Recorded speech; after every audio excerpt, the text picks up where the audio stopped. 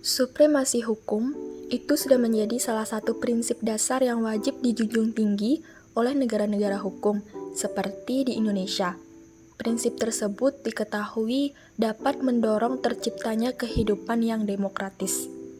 Nah, berbicara tentang supremasi hukum, kalian wajib tahu apa sih supremasi hukum itu? Supremasi hukum artinya upaya penegakan dan menempatkan hukum pada posisi tertinggi. Menempatkan hukum yang sesuai tempatnya ini dapat melindungi seluruh rakyat tanpa adanya intervensi atau campur tangan dari pihak manapun, termasuk penyelenggaraan negara itu sendiri.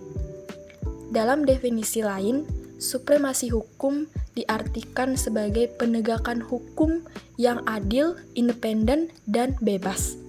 Prinsip tersebut akan melahirkan kepastian hukum yang mengarah pada lahirnya budaya politik yang taat dan sadar akan adanya hukum. Reformasi konstitusi telah menegaskan secara eksplisit bahwa Indonesia adalah negara hukum. Pada pasal 1 ayat 3 Undang-Undang Dasar Negara Republik Indonesia tahun 1945 menyatakan negara Indonesia adalah negara hukum. Ketentuan tersebut mengandung makna antara lain, yang pertama bahwa adanya pengakuan terhadap prinsip supremasi hukum dan konstitusi, kedua, adanya prinsip peradilan yang bebas dan tidak memihak yang menjamin persamaan setiap warga negara dalam hukum, lalu yang terakhir, jaminan keadilan bagi setiap orang, termasuk terhadap penyalahgunaan wewenang oleh pihak yang berkuasa. Yang artinya, dengan hukum yang benar-benar supre diharapkan akan melahirkan ketertiban atau tata kehidupan yang harmonis dan keadilan bagi masyarakat. Dengan demikian, pada gilirannya hukum dapat berperan dalam menjaga stabilitas bagi seluruh negara. Namun demikian, berdasarkan pengalaman 10 tahun reformasi yang hendak menjadikan pembangunan hukum sebagai salah satu agenda utamanya, Indonesia terjebak dalam ironi. Setidaknya ada 2 ironi. Pertama, Indonesia diketahui secara internasional sebagai salah satu negara paling korup, tetapi koruptor yang dapat dijerat dengan hukuman masih belum memuaskan, baik kuantitas maupun kualitas.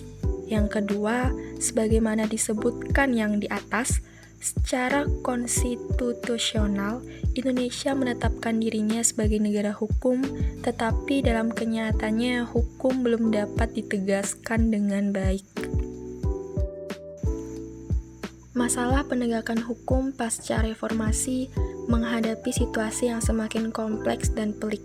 Hukum yang semula diharapkan menjadi tiang penyangga dan alat untuk membangun kehidupan yang harmonis, berkeadilan, dan berkapasitas dalam masyarakat yang tertib, ternyata juga dilanda krisis yang tak kalah hebatnya.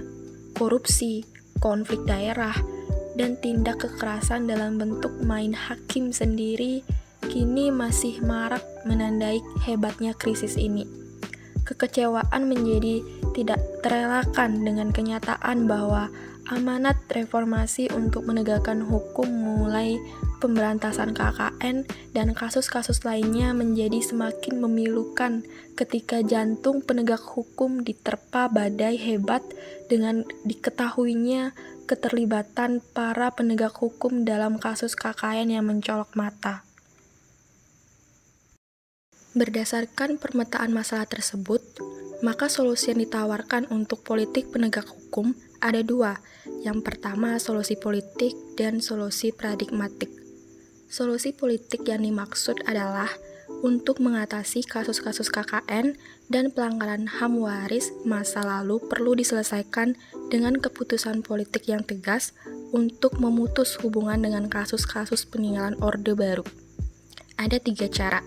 Yang pertama, melakukan amputasi atau pemberhentian massal atas pejabat-pejabat birokrasi, terutama birokrasi penegak hukum yang berada pada usia dan level tertentu, melalui undang-undang lustrasi agar tindakan hukum dapat dilakukan secara tegas dan lugas. Yang kedua, melakukan pemutihan dengan memberikan pengampunan secara nasional atas para pelaku pelanggaran di masa lalu dengan alasan bahwa sangat sulit melakukan penyelesaian secara tegas berdasarkan hukum atas kasus yang begitu banyak dan rumit dan yang dilakukan oleh mereka sebagai akibat adanya sistem yang memaksa ketika itu. Dan yang terakhir, perlu adanya pergeseran orientasi paradigma atas konsepsi negara hukum.